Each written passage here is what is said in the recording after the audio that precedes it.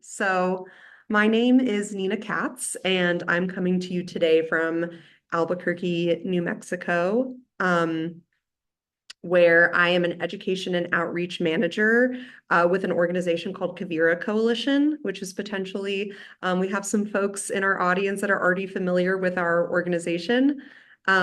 We work to increase resiliency on working lands across the Intermountain West. We are primarily an education organization. We really prioritize collaboration and coalition, as it's in our name, and are really excited to be centering the work of farmers and ranchers and soil scientists at the forefront of our educational offerings. We just had a very big conference week in Denver. Perhaps some of you were there. And today we are excited to be teaming up with Point Blue, the Point Blue Soils team, to be offering this webinar on a program that they have called Rangeland Carbon Monitoring, otherwise known as Range C, which I know you're all here excited to be learning about, so that you can work towards, organizing the logistics of designing and implementing your own monitoring project. And as part of today's programming, we're going to hear from a Northern California rancher named Matthew Rose Stark, and he's going to describe how he transitioned his property from conventional to rotational grazing and how he utilized the Range C framework to implement a type of ranching where monitoring carbon helped him with his rangeland management. Sorry. So I think that's all I'm going to say. I'm going to let Matthew introduce himself, so I will just pass it to him. But yeah, thanks everyone for being here today.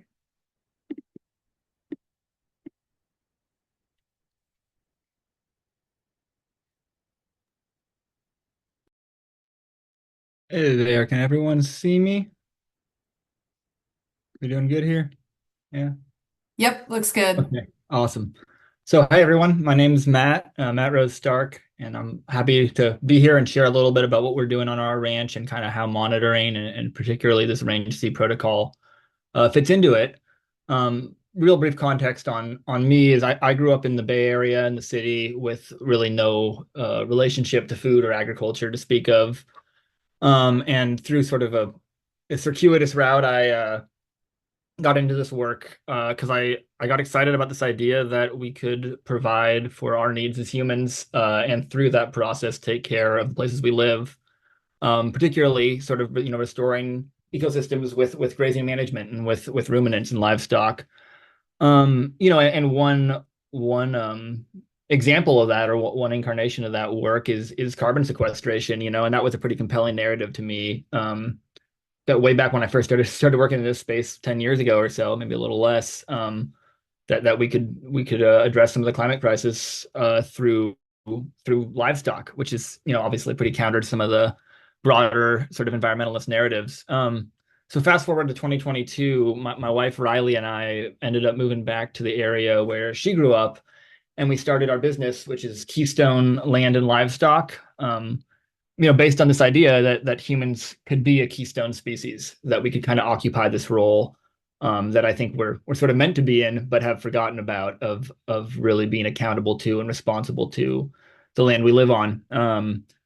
So we lease about 4,700 acres, both from her extended family and from neighbors, and we're on a mountain range in the Sacramento Valley, so northern part of the Central Valley in California. That's actually an extinct volcano. It's known as the Sutter Buttes, or to the Nisenan tribe, whose ancestral territory it is, as Estomyanim. Call it Middle Mountain, which is a better name. So I try to call it that.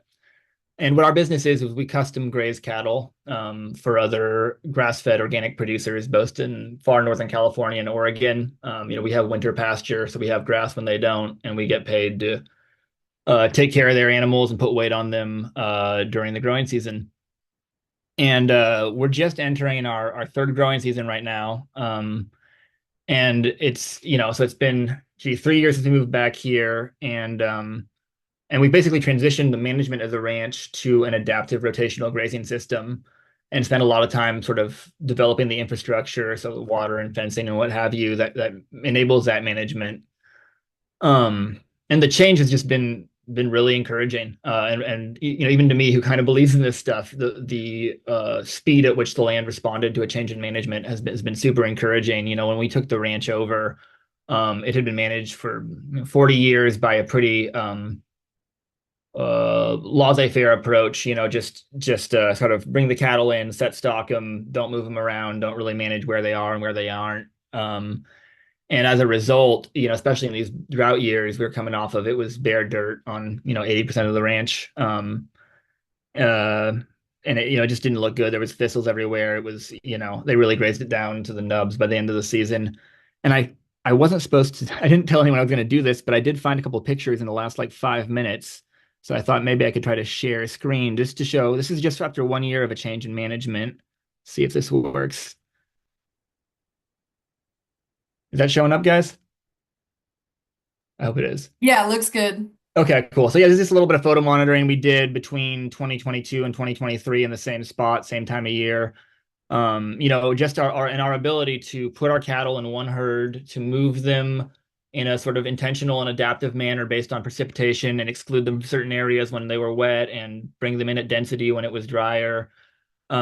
Really, allowed us to just grow a lot more grass and support a lot more life and start to have the impact we were hoping to have. And that's great. And the photo monitoring is really great and exciting. Let me see if I can. I think you guys all saw that, so I'll put myself back on here if I can. Stop share. So what we wanted to do, because we were hopeful about the possibility of these different management practices, was to have some real baseline data, I guess, to demonstrate change over time. And to that end, we got in touch with a couple of organizations, specifically the Savory Institute and their Ecological Outcome Verification Program, and Point Blue and their Rangeland Monitoring Network. And between those two programs, we got some really great baseline data that covered sort of biodiversity of pasture species as well as bird biodiversity. So looking at bird counts and abundance, and soil testing and water infiltration and some other really helpful metrics. And kind of looked at what that was like before we took over management, and then as we're getting towards starting to retest, hopefully starting to be able to have some scientifically legitimate data to sort of demonstrate that this management works. But as I said, one of the things I was really interested in was carbon sequestration, and from what and again, I'm not a scientist. I do not understand this stuff nearly as well as I'd like to, and Avalon will jump in and explain it way better than I will. But what I did sort of gather from some of the research I'd done was it was really challenging to measure carbon on rangelands, and it was really challenging to make broad claims because of the sort of the heterogeneity of the landscape. And without taking a million samples, how do you extrapolate from one data point, one measurement, and say what you want to say about actual changes on land at scale over time? So I reached out to Avalon and Erica and Chelsea, sort of with some questions around that stuff. And they said, well, hey, we actually have this new program and protocol we're wanting to implement, Range C, which is diving into that exact question and trying to create protocols to get some more conclusive answers, I guess, about soil carbon on rangeland. And so, of course, we were really excited to participate in that. And they've just been phenomenal the whole time around really collaborating with me on the methodology. So tailoring it to what are we actually interested in measuring as managers, and how do we make this data actionable and useful and not just something you put in a file somewhere.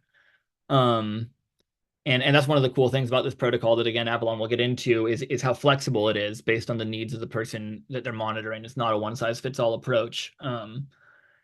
So one example of that would be that I was really interested in production, like actual forage production. Like we saw those changes in the photos.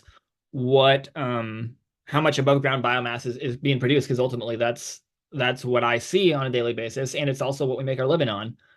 Um, and so we set up some exclosure points, to six of them, I think, to measure above ground herbaceous biomass, and then excluded cattle from them. And Avalon came out and cut it and dried it and weighed it, and then based on the data we got back maybe a month ago from them, I can look at this pretty robust soil testing they did, and then look at how it correlates with biomass. And as you might expect, it does, right? The higher the soil carbon, the greater the above ground biomass, which may be obvious, but it's still pretty cool to see. Um, and I think what what I'm hoping is that if through our grazing management we can increase soil carbon, that will also increase biomass, right? Which obviously increases carrying capacity, the number of cattle you can have on site, and then translates into income for us. And if that's the case, when we resample, then we can potentially look at herbaceous biomass as a leading indicator for soil carbon. That we say, okay, if we got more grass here, it's probably meaning we got more carbon underground. And again, I don't know how scientifically legitimate that statement is. Avalon can check me on it, but that's kind of how I'm thinking about things. Um, and it's just really interesting as a manager I have this interactive map. I can look at, what is it, 16 points on our ranch, maybe more. I'm forgetting now. And look at all of this data, and then ground truth it and see how does that stack up with what I'm seeing on the ground, and how the cattle are behaving and interacting with the land. So it's been extremely useful, and I think as when we remonitor, it's going to have some really interesting implications. And because we have this other monitoring data we're working with around species diversity and various transects, or bird diversity or abundance, we could hypothetically see how the soil carbon change tracks or doesn't track with these other metrics of ecological health. So all that's pretty exciting to me, and that's kind of how we've engaged with it up to this point. The last thing I'll just mention briefly, though I won't go into a lot of detail on it because this webinar is kind of focused on the prescribed grazing front, is that we also recently got a grant to apply compost to 20 acres of our kind of most productive pasture. We're putting 370 tons down through the California Climate Smart Ag program. And the folks doing that are using the same Range C protocol for monitoring. So this protocol is kind of, as I understand it, being applied and adapted to other practices outside of prescribed grazing, and I'm really interested to see that data as well. So I think that's all I got for you guys. I hope that wasn't too long, and I'm happy to answer some questions at the end of this thing once Avalon shares what she has to share. So thank you.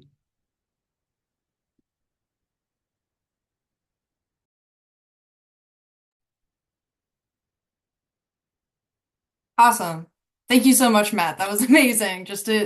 We've been working with Matt for a little bit, but just to kind of hear it all recap from start to finish is pretty fantastic. We're really stoked about the data we got back to him. But my name's Avalon Cook. I'm going to be the main presenter today, talking to you all about Range C. I'll go ahead and share my screen so we can get my slides going. Awesome. So thank you so much for joining, everyone. We're really excited to get the word out about this program. We've had so many collaborators, including scientists and ranchers and folks of lots of different areas of expertise invested in helping us build out this framework. And the Quivira Coalition especially has been completely invaluable to helping us build this resource. So I'm really, really excited to be teamed up again to take all that hard work and bring it back to folks kind of in that region. And I'll just go ahead and talk about our sort of topics today. So we're going to talk about the Range C monitoring program, which provides user-friendly guidance for practitioners to track changes in rangeland carbon over time. We'll go over a few concepts around management as a carbon stewardship tool. And then we'll talk about our framing as we sort of started with why to monitor and then moved into how to monitor as we were developing this program. And then we'll talk about exactly what the Range C framework is, what makes it special, how we think it meets the needs of land stewards, And then we'll go through building a hypothetical monitoring project together in response to planned rotational grazing, a lot like what Matt was talking about. And I know there's probably folks from a wide array of backgrounds on the call. The framework was designed with technical assistance providers as its primary audience, but we want land stewards and ranchers to come away feeling like monitoring carbon is a worthwhile and attainable goal. For folks who come from more soil science or carbon monitoring world, we want this tool to shine as something that really supports and shores up and leverages existing monitoring efforts, and eventually contributes to just our wider knowledge of conservation practices in general. And then just really quickly, if you're not familiar with Point Blue, we're a conservation science nonprofit based out of California's Bay Area. We're a team of over 160 scientists working on ecosystem and wildlife conservation, and nature-based solutions to climate change, building resilience, which is something we'll keep talking about. We started up in 1965 as a bird observatory and have been expanding our reach, our areas of expertise ever since. We work in habitat restoration with marine mammals, even Antarctic penguins. And of course, we have a working lands division, which is where our soils team was born out of. And I'll just talk about our team really broadly. Our soils program began in 2017, born out of, like I said, our working lands group that was founded around supporting rangeland watershed health. We began in 2017 with the hiring of a single soil scientist who pioneered the development of our team. That's Chelsea Carey, if any of y'all have worked with her. She's since moved on, but we owe the building of the team and the vision for our program to her for sure. So we're now a team of 5, and we have a range of expertise and experience in ag science, soil science, ecology. And now Dr. Erica Foster is our fearless leader, and she's on the call today, so we might hear from her during the Q&A a bit. Okay, so I'm going to move into talking a little bit about how we think about carbon stewardship within our program. We think a lot about using ecosystem carbon as a master indicator of rangeland health, because we know that carbon flows between living things, and as it cycles and accrues in different forms, it does so in response to, for sure, environmental change, things like drought or a period of wet years or things like that, but also in response to management by land stewards. We also know that carbon on the landscape provides multiple benefits that we might be managing for specifically. So in this image, we have above ground carbon in the form of plant biomass, which provides, obviously, like Matt mentioned, that's what the livelihood is based on, economic viability for ranchers. It covers and protects soil from erosion. It provides wildlife habitat. Woody biomass can provide long-term carbon storage as a form of climate mitigation, and then practical purposes like shade for livestock. And then below ground carbon can take the form of roots, soil organic matter, which contribute to healthy soil structure, decreasing compaction, may increase opportunities for water infiltration and storage, and help resist erosion as well. And we know that soil organic matter can increase soil fertility, so that could be speaking to that correlation Matt was talking about from his data. And it can also create habitat for microbes, which encourages nutrient cycling. So with all these co-benefits in mind, it's easy to see how protecting the carbon that we currently have in our system, and then perhaps rebuilding carbon that might have been lost due to management legacies or environmental change like drought, contribute to resilience in a landscape overall, which is why we like to think about carbon as this master indicator of health. We also know that carbon and all these outcomes can be influenced by management. And that's why common practices, things like prescribed grazing, carbon amendment, like Matt was also talking about, or things like riparian restoration, tend to be promoted and incentivized. We're focused on grazing management today. So we know that rangelands are resilient to disturbance through grazing, and that managing for things like adequate rest and recovery time can promote forage production and root growth. And then you get those co-benefits of decreasing bare ground, decreasing soil compaction. So back to our little diagram here, that's the theory behind how grazing management can protect the existing carbon and rebuild carbon that's been lost. And then I wanted to think a little bit, since we're partnering with Quivira here, I wanted to think a little bit about the Southwest region. I've zeroed in on New Mexico here, which I know is more narrow than Quivira's scope, but there are programs and incentive structures that help land managers implement practices like rotational grazing. So folks can access funding and technical assistance through the Healthy Soils program, through local conservation district programs, through NRCS programs like EQIP, and then of course there's your science-based NGOs like Quivira Coalition, or in our region, Point Blue will distribute funds from competitive grants to help land stewards implement practices and then monitor them. This certainly isn't comprehensive, but just kind of to touch on this, because we know that in our experience, at least, some, but not all of these programs might recommend or even provide some assessment of soil health or forage quality as the practice gets started. And this can be super duper valuable resource for land stewards as they sort of get a sense of their baseline. But what we also know is that the guidance and methods can be kind of really different across programs, and therefore difficult to compare, or oftentimes weren't really originally developed for specifically tracking changes in ecosystem carbon, which sounds simple, but is like notoriously difficult to do. So ideally, we'd be able to compare results across programs, across sites, and over time so that we can help close some of our current gaps in understanding about practice impact. And as we worked with folks who were implementing conservation practices, we saw a need to update the existing guidance around monitoring. So this would look like synchronizing monitoring strategies around indicators. So like, what are we actually measuring? How many samples do we take? Where do we take them from? How deep do we sample soils? What methods do we request from a service lab? Just simple things like that. So as we started to think about this issue of updating guidance, we also knew that there are a lot of reasons that someone might be monitoring carbon.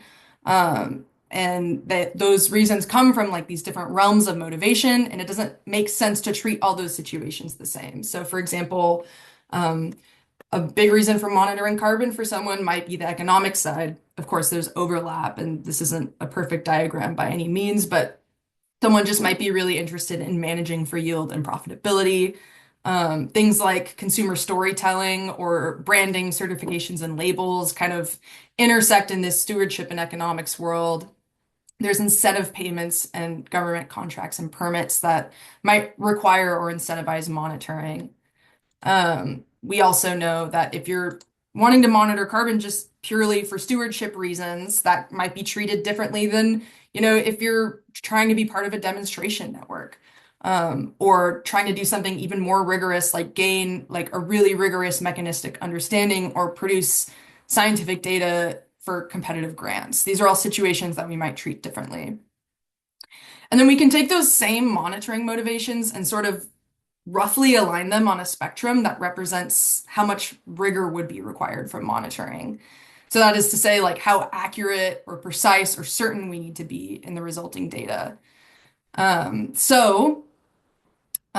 This spectrum definitely isn't set in stone. This is sort of just, a ballparking of something like consumer storytelling or monitoring for a land ethic might require a less rigorous data set than if you're trying to publish a scientific paper.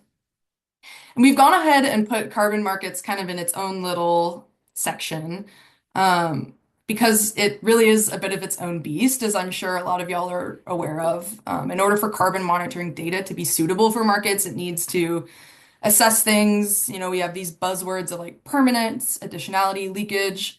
There are a lot of programs and efforts going into this particular type of carbon monitoring, to where our team saw all these other motivations on the spectrums that had a lot less energy and investment behind them. So that's where we decided to keep our focus. So carbon markets are in here, but they're not really our main focus. So the idea being like, clearly one size fits all isn't going to be the best use of everyone's time and resources. So our team received funding from the Foundation for Food and Ag Research a couple of years ago to put together working groups and really try our hand at tackling this problem. Quivira Coalition and Eva Stricker were partners on this grant. So again, we owe a lot to the collaboration.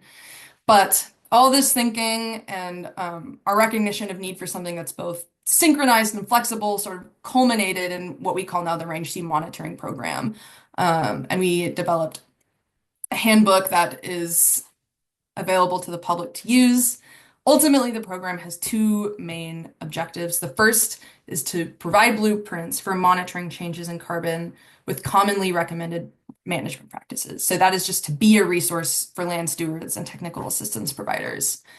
The second is to support a secure nationwide data set for scientifically assessing change in carbon across space and through time. So if we have all these synchronized efforts, like we can leverage that information to really close some gaps in our understanding. And then I just want to quickly mention that after Range C was developed, we received some funding through actually the same grant that Matt was mentioning, this partner, one of the partnerships for climate smart commodities grants from the USDA. And we were able to develop the cropland sort of counterpart for Range C. So just throwing that out there in case you're also interested in cropping systems, this is a resource. And then from there, I just want to go ahead and run through a few like key unique aspects or like superpowers that we think makes Range C really unique. The first is, like I've mentioned, it was collaboratively developed with scientists, technical assistance providers, and producers. So ultimately, we ended up consulting with 41 advisors representing 32 organizations to develop the framework.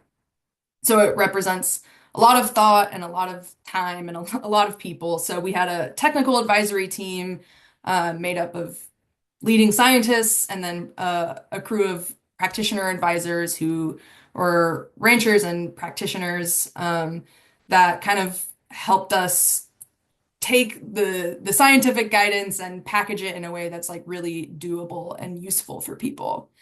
So the next, also Matt touched on this, is that the program accommodates multiple commonly incentivized practices. So I'm going to focus on prescribed grazing today just to narrow our scope a bit, but the handbook provides guidance for these 8 practices. We wanted to make sure that the guidance is really useful and really tailored. As you can imagine, these should be treated differently because they have different expected impacts over time. They have different sort of distributions on the landscape. So some are linear, some are dispersed, some are really patchy. And it was important to make sure that each one is treated in a way that makes sense and maximizes monitoring resources. The next, which also Matt touched on, is that it's fit for purpose while maintaining baseline rigor. So this system is sort of how we achieved the flexibility to accommodate different monitoring motivations. It's like a choose your own adventure style experience of creating a monitoring plan where you encounter these periodic decision points as you go through, and you can select the option that makes the most sense for your situation. So this is just a couple examples, but we provide a suite of options in terms of indicators to monitor, methods for measuring them, ways to design your project that come with sort of these trade-offs between rigor and accessibility. So that in the end, your project reflects your goals and it matches your resources. And then to accompany that, we have created what we're calling an inference scoring system. It captures the decisions that you made in the design process for transparency and for communication. So it complements the flexibility and sort of introduces the comparability aspect back in. So it's a system for tracking the decisions you made, and it distills them down into a number that reflects the overall reliability of the monitoring data and therefore sort of the applications it might be best suited for. Just to mention that like all our methods reflect a baseline level of reliability, so a low inference score isn't necessarily a bad thing, but it does sort of just reflect the context in which the monitoring was done and what applications it's best suited for. So if you have a lower inference score, that's data that's probably going to work really well for something like consumer storytelling. But if you have a really high inference score, that's going to be super high quality data that could feasibly be published in a scientific paper.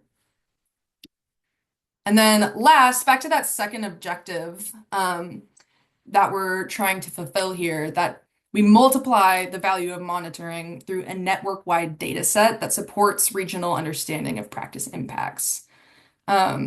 So we're in the process of developing this secure central database that users can opt into for storing, managing, and sharing their data. So that would look like sitting down to submit your monitoring data.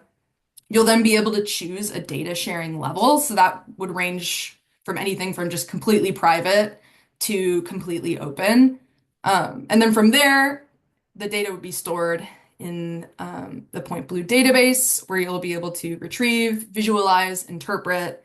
And then if you chose to share your data, it would also be aggregated into this network-wide database where it could be sort of compared across regions, and larger network-wide science can be done. Great. So that was all kind of something I blasted through a bit of a whirlwind, but the next bit is I'm just gonna walk us through an example because that's the best way to understand how the framework actually works. One second, let me just check my screen here. Okay, cool. So as I go through this, I encourage y'all to think of an area you work in frequently, your potential monitoring goals. And as I decide each decision I make, you can decide if it applies for a scenario that you might be working in. So when helping people work through this process, we always like to make sure folks have a really clear vision about what they want to learn and how they want their data to be used. It helps to kind of return to that as an anchor throughout the process. So for this example, I've made it a Southwestern example to be on theme. You're planning a NMDA Healthy Soils project to implement rotational grazing on a 4,000 acre grazing unit on a ranch in Northwest New Mexico. You want your monitoring project to support adaptive management decision-making and regenerative marketing. So that would be that consumer storytelling sort of application. Your primary goal is to track changes in soil carbon stocks for soil health and climate adaptation and resilience over time. I've chosen an example that's kind of accessible as possible, which means we aren't shooting for a super high inference score or data that could be published in a science paper. We're just keeping it simple, inexpensive, and informative of what we're most interested in. Cool. So the first thing is pretty simple. It's just determine the boundaries of where you're going to monitor. The basic guidance in Range C is kind of simple. It's just your monitoring boundaries should match the extent of the practice. So for prescribed grazing, that's usually pretty simple, the entire grazed area. In this example, I'm imagining that more fencing and rotational grazing is going to take place throughout the entire unit. So that's where we're going to monitor. We also encourage folks to monitor a business as usual control site along with the site where the practice is being implemented, because that helps us learn a lot more about practice impact. But with prescribed grazing, that's usually not possible because a lot of the time it's branch wide or the area is so big, there's not really a comparable area, which is fine. Because what we are going to do is establish the baseline. So that's what Matt was talking about. This last round of monitoring we did either right before or right as he was switching grazing management. We really like to emphasize the importance of baseline monitoring. So that's just starting your first round of monitoring before a new conservation practice goes into place. It hugely increases the interpretability of the results and really contributes to our understanding of impact over time. This too is not always possible, so it's not necessary within the framework. We've had certainly folks come to us years into their rotational grazing plan wanting to track continued benefits from now into the future, which is totally okay, but this is definitely the way to go if you have the option. So for our example, I would say we'll do our first round of monitoring, say the spring before all our new fencing goes in. Awesome. So the next question is, what exactly am I going to measure? Range C supports a suite of what we call carbon indicators that represent the major forms that carbon can take on the landscape, plus some supporting soil metrics that provide really valuable context for interpreting data. So that's things like pH and texture.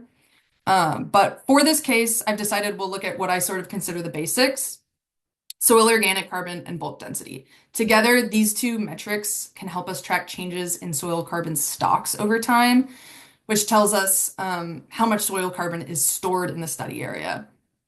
If you're interested, we also provide methods for measuring changes in plant biomass over time, like Matt was talking about, but I'm not going to worry about it today for simplicity and time. Cool. So those are our two indicators. We're going to go with soil organic carbon and bulk density. Once you've selected them, you can use the Range C handbook to select out of one of a couple tiered methods for measuring them. We provide multiple options to include additional flexibility. Tier 1 methods are the most accurate, precise, or provide the most information, but are often more expensive or time consuming. So here I've chosen Tier 2 for soil organic carbon and Tier 1 for bulk density. This is what we do a lot of the time. If you're curious about what all of that means, it's all in the handbook, which I'll direct you to at the end. And this will kind of help us get really good data, but save us on some costs. From here, I can fill in for sample costs, which you can get from a service laboratory. We have estimates in the handbook. And there's also, I've included some one-time costs. In this case, this is soil sampling auger, which is a tool that we think is really important to invest in if this is something you're going to be doing sort of independently. And then just a couple more extra measurement tools for our bulk density method. And then we also provide estimates of, how much time it takes in the field to take the sample or do the measurement. And then to finish our little budget sheet here, the last thing we need is to decide how many samples to analyze for each indicator. So the way we do that in Range C, providing guidance around sampling densities or just the number of samples you need in your study area, is through lookup tables that look like this. Ultimately, there are three factors that determine the number of samples you need. The first is the expected impact of the practice, which is represented by the top of this table here. You can imagine a different table for each practice. This is part of how we tailor guidance to each practice. The second is the expected carbon variability of the study area. Basically, if it's a really flat, homogeneous area, we don't need as many samples to characterize the entire site. But if it's got a bunch of different soil types and varied terrain, different vegetation types, you need more samples to capture that. So that's this x-axis here. And then the last part is just up to us. It's a spectrum of how certain we want to be in our results. We broke this up into categories that we're calling standard, advanced, and academic classes, which sort of span that spectrum of the possible cases in terms of your monitoring motivation. So today I'm going to go with standard certainty. Like I said, I want to give folks an example of something that's like simple and accessible. So since that part's up to us, all we have to do now is determine how variable our study area is. In the handbook, we have a little checklist activity. I've sort of cut it here to make it a little more simple. But this activity sort of helps you assess the variability of your study area. It might not surprise you that it makes sense to consider this area high variability. Larger grazing projects tend to almost always come out that way. It's because we consider things like size, topography, soil types, vegetation assemblages. If there's a lot of diversity there, which in large areas there almost always are, it's going to come out as high. But if you're thinking of an area that you work in that is a lot smaller, maybe just like a few grassy pastures, it might come out to medium or low. Cool, well, that's all the information we need to select our number of samples for the soil carbon analysis. So we have high variability, standard certainty comes out to 14. And then there's actually more tables for each other indicator that we selected. So I grade these out, so it's not too much to look at, but we also have this table is for bulk density, since that's our other indicator. And then I just went ahead and circled the same position, that's standard certainty, high variability. So that's 14 and 5. We can now fill in our whole little budgeting spreadsheet here. I'll go ahead and do the math for you. And I'm going to add 20 minutes per sample to account for navigating between sampling points, which might be overkill, but it's a 4,000 acre area. So I did all that math and it comes out to $812 and about 7 hours of work. So that's about a day. Something important to note about this number is that the majority of it is just investing in the tools. The analyses themselves, which I also did the math for, is $317. So if you're working with someone who has these tools, it's a lot less of an investment. And as you can imagine, monitoring is about repeated time points. So once you've invested in those tools, you're set and you're ready to go. And it's just about repeating monitoring for those analyses costs. Okay, so that's our little budget. Yeah. One of the major goals in developing the framework is to help people make the most of their monitoring resources. For example, the lookup tables are to help people make sure that they'll actually be able to track change in carbon over time. So you selected enough sampling points that you're going to get an accurate result, but you didn't take more than you needed for your particular application. And then another way we do that is that we provide guidance around resampling intervals to help ensure that when you do conduct resampling after your baseline, enough time has passed that the benefits of the practice have had time to accrue to like a level that's actually detectable. For prescribed grazing, based on the data in the literature and our math around sampling densities and all of that, our recommended resampling interval is 10 years, which can be a little bit of sticker shock for folks. Understandably, 10 years isn't always a super meaningful management timeline for a lot of land stewards. It's just a long time to not know what's going on. Of course, these are just recommendations, and we've had folks say, you know, actually, we're going to do this every 5 years or less, just to see what we can learn, which is great. It's just important to keep in mind that monitoring more often than recommended can reduce your likelihood of detecting a change. So ultimately, that's up to your judgment, but what you can do is take the cost of monitoring and then divide it by the resampling interval to provide more of a year per year investment in monitoring. In this case, if you include that higher number with all the gear, it comes out to about $80 a year if you do go with this 10-year resampling interval. And if you know, after the investment in gear, it comes out to more like $30 a year. That said, this is a super long timeline, and most folks decide to monitor more often. Okay, cool. So we've designed our monitoring plan. We can now calculate our inference score, which I mentioned at the beginning. The handbook includes this appendix where you can plug in the decisions that you made, and it will calculate it for you. So what we've done here results in an inference score of 60. It takes into account the indicators we measured, the tiered methods we selected, the fact that we're doing baseline monitoring, and a few other details that I didn't want to get us too in the weeds with today. So that is just a number that we can hold in our mind that it's most useful sort of in reference and comparison to other Range C projects. But it just sort of helps reflect, you know, the decisions that went into producing the data. And then I'll just quickly acknowledge that we provide protocols for fieldwork and sample processing in our handbook as applicable. And we provide recommendations for service labs and guidance around, processing and shipping. Most folks just air dry their samples and then ship them off to a service lab. And that we also have protocols for how to measure all of that biomass, like Matt was measuring, as well as woody biomass if you're doing something like riparian restoration or planting oak trees or something like that. But yeah, that's our little example monitoring project. I've just got a couple more slides here to sort of tie together our vision and how to get involved, and then we can pass it to a couple minutes for Q&A. So our vision for the program kind of comes down to a few points here.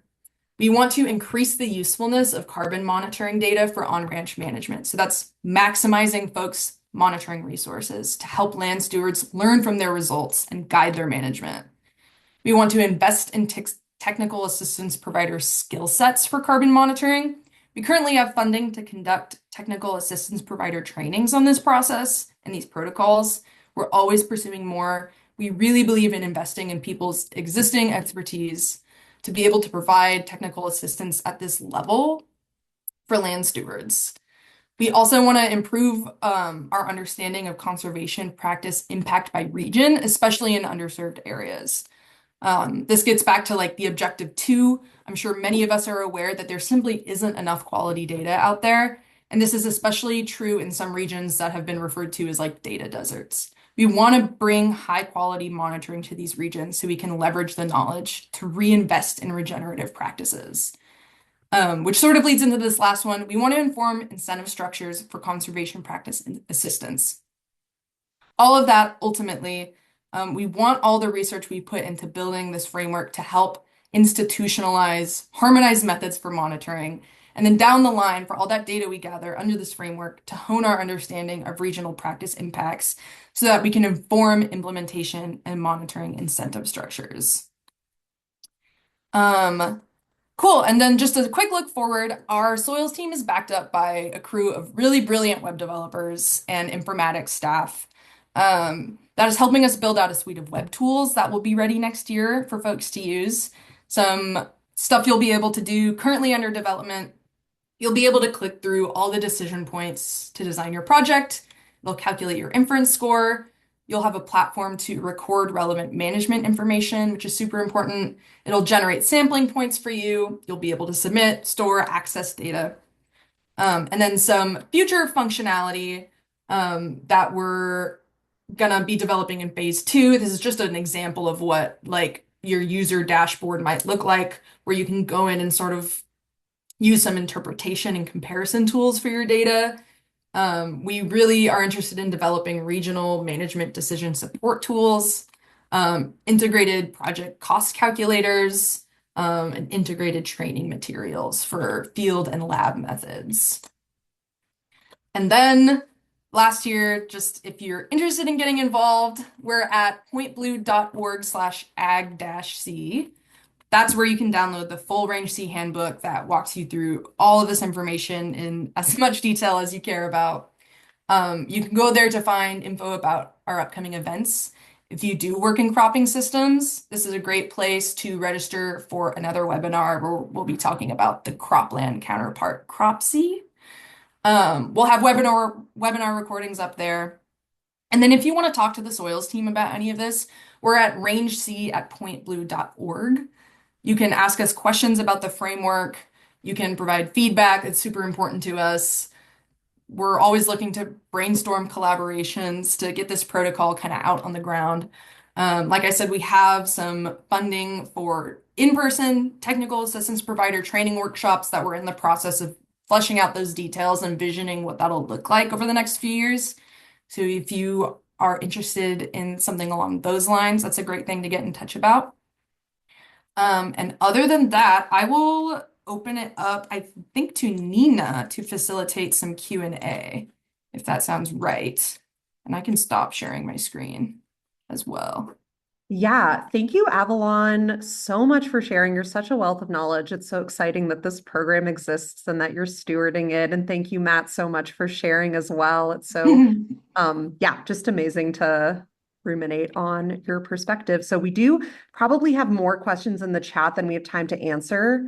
But maybe we'll start with a question for Matt, which is, Matt, do you use virtual fencing? Or how do you keep the cattle out of riparian areas? Oh, that's a good question. Yeah, I've used it in other places I've worked a little bit. It's such a new technology. I think it's still emerging as something that, from what I understand, that is able to be as specific as I'd like it to be in terms of, it can keep cattle on this 1,000-acre pasture and off of that one. From what I understand from talking to folks who have used it, it's not as good at precisely keeping them off of this exact riverbank yet, but I'm excited about what's to come with that. So for our operation, we one of our North Stars is really trying to think about and mimic what the evolutionary context of the land we manage would be. So that would be, what would native ruminants have done on this landscape, and they wouldn't have stayed away from the riparian areas indefinitely. They would have grazed them, but as with the rest of the land, they probably would have been in a relatively sizable herd, and they probably would have moved on after they'd eaten what they needed to eat. So we do graze our riparian areas, but graze them intentionally, and we graze them for a limited period of time. So we tend not to be in there much during the winter if we can avoid it. So we'll set up some single line polyelectric fence to keep them off of the riparian areas, and really just any low heavy clay soils that are sort of susceptible to compaction and pugging. And then when we get more into sort of later in the season, so that'd be April and May for us, when things start to harden up and dry out, we will sort of graze with a higher density in the riparian areas for limited periods of time. And I think I've only been doing this for less than a decade, so I got that's only whatever that is, 10 seasons, really less, like 6-7 seasons with at the scale we're at. So anyways, that is to say, I don't have I'm not sure about the right answer about how to go about it, but my theory is that they need that influx of disturbance, and they need it during certain times of year in a limited manner, and it need to be excluded at other times. And that electric fence gives us that flexibility. And maybe at some point in the future, the collars will be able to do the same thing with less management headache from our end. So yeah. Thanks, Matt. I'll kick it to another question here. I also wanted to say that we added Erica Foster to folks who can answer. Oh, Erica. So Erica, you're welcome to answer any of these questions as well. Nice. So another question we have is, since we're talking about the Southwest, if someone can answer this, what has been the learning curve with reviewing Alejandro Carrillo's work? Are there other ranchers in the Southwest that have been just as successful in regenerative grazing? That may be like a question for me, actually. I'm realizing. Yeah, I would look to the work of Sam Ryerson and Wagon Mound. That's someone that comes to mind. He is on the board of Quivira, which I will mention is an organization that did begin in the Southwest and has really spread out. But we do have a lot of examples of folks in New Mexico, sort of the genesis of the Quivira Coalition, which is a group that's over 20 years old and has aggregated a lot of information about folks who have done regenerative practices on their land. I highly recommend checking out Quivira's work with our Carbon Ranch initiative, which is sort of, you could say, a little bit parallel to Point Blue's Rangeland Sea Monitoring Soil Project. But maybe yeah. So, but Sam Ryerson and Wagon Mound, oh, there's one in southwestern Colorado I'm thinking of as well. That's sort of a newer project. I will think about that and I'll answer it. Sorry, I didn't have it off the top of my head. But in the meantime, I'm going to ask another question from the Q&A, which is, are the primary indicators used to monitor or assess rangeland sea correlated to the 17 indicators of rangeland health? I wonder if maybe Avalon or Erica can speak to that.